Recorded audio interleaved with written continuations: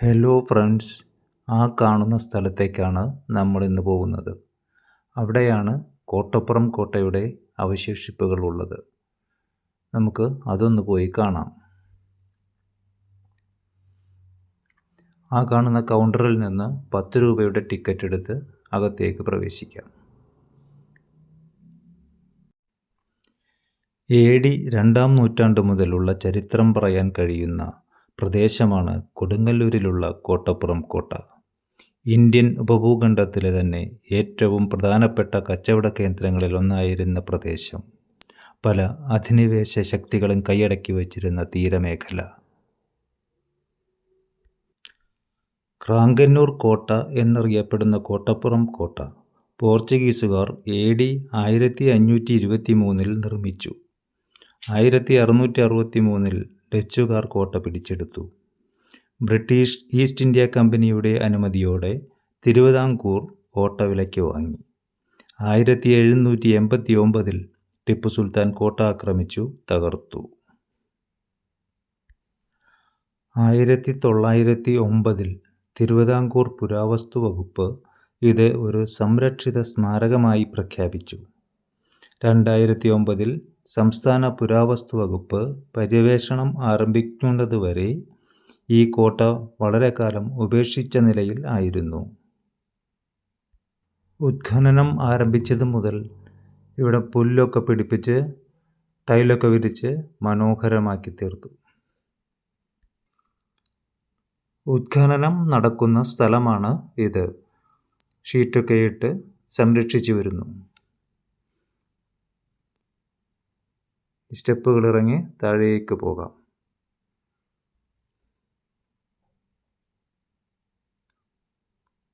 പൂർണ്ണമായും ചെങ്കല്ല് കൊണ്ടാണ് ഈ കോട്ട നിർമ്മിച്ചിരിക്കുന്നത്.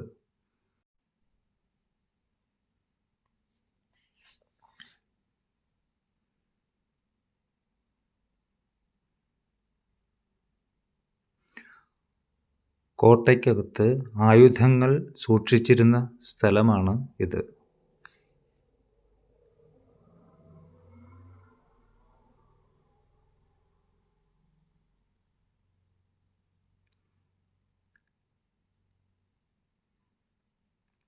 ഉത്ഖനനത്തിലൂടെ തെളിഞ്ഞു വന്ന ഭാഗങ്ങളാണ് ഇതെല്ലാം.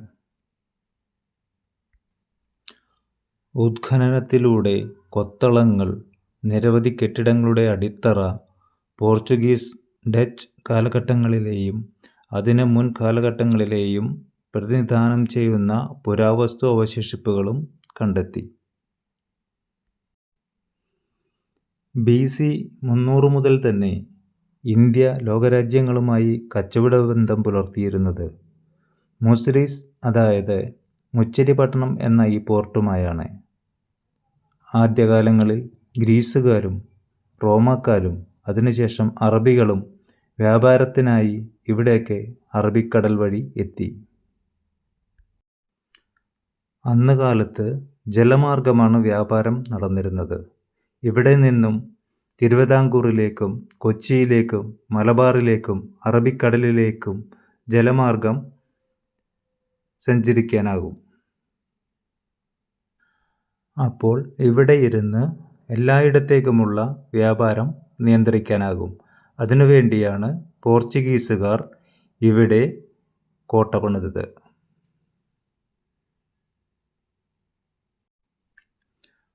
വളരെ മനോഹരമായ ഒരു സ്ഥലമാണിത്. 2 സൈഡും കായലായതിനാൽ എപ്പോഴും നല്ല കാറ്റാണ്. വൈകുന്നേരങ്ങളിൽ ഇവിടെ വന്നിരുന്ന് സമയം കളയാൻ ഒരുപാട് പേർ എത്താറുണ്ട്.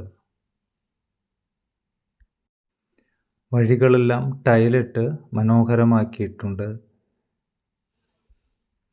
ഇരിക്കാൻ സിമന്റ് ബെഞ്ചുകളും ഉണ്ട്. ഇത് തിരുവിതാംകൂർ കോട്ട വാങ്ങിയപ്പോൾ സ്ഥാപിച്ചതാണ്.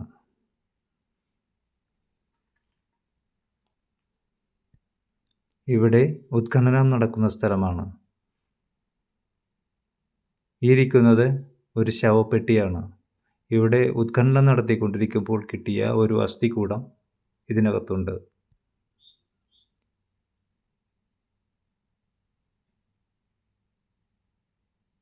മണ്ണിൽ പുതഞ്ഞ് അതേപടി എടുത്ത് സൂക്ഷിച്ചിരിക്കുകയാണ്.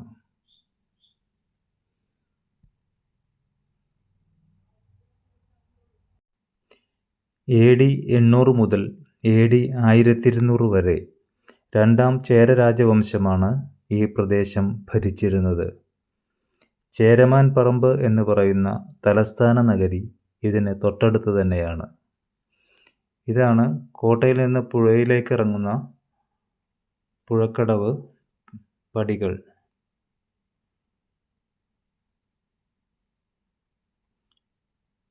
ഇത് പുഴയുടെ തീരത്തുള്ള ഏറ്റവും ഉയർന്ന ഭാഗം ഇപ്പോൾ അവശേഷിക്കുന്നത്. ഇതേപോലെ ചുറ്റും ഉണ്ടായിരുന്നു, എല്ലാം ടിപ്പു സുൽത്താൻ തകർത്ത് കളഞ്ഞതാണ്. ഇവിടം കർവ് ആയിട്ടാണ് പണിതിരിക്കുന്നത്.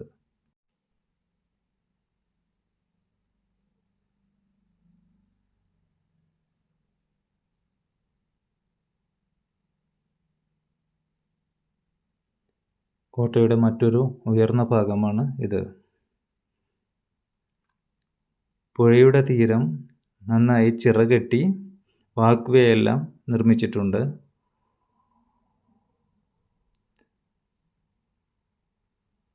വളരെ മനോഹരമായി പുല്ലെല്ലാം പിടിപ്പിച്ച് സൂക്ഷിക്കുന്നു.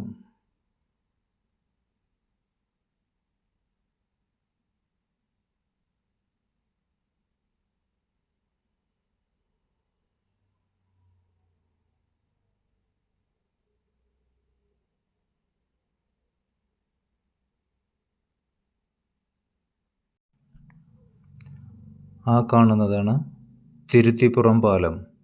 എറണാകുളത്ത് നിന്ന് വരുന്നവർക്ക് പറവൂർ, ചേന്നമംഗലം, പുത്തൻവേലിക്കര വഴി ഇതിലെ ഇങ്ങോട്ട് വരാം. ഇനി നമുക്ക് പുറത്തേക്ക് കടക്കാം.